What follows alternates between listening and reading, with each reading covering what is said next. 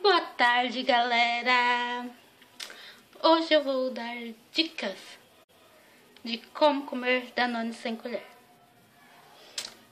Nós ganhamos isso no Mac, ó. Só que falta colher. E eu vou te dar dicas de como comer. Primeiro você abre. Não! Cadê?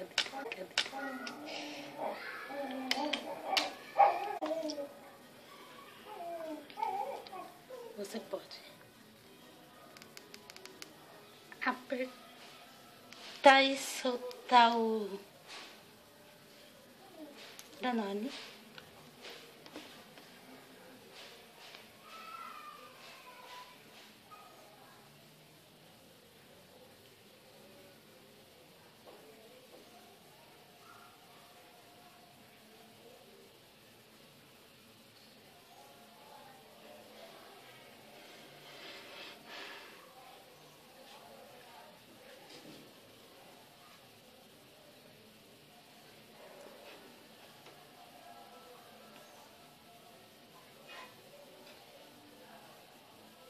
Ou então vocês podem usar a própria tampa.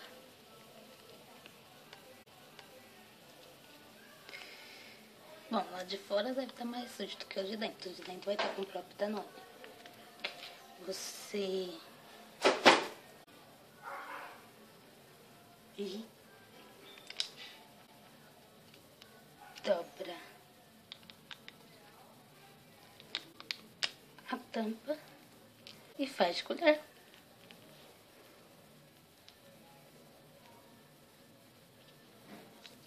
Simples e prático.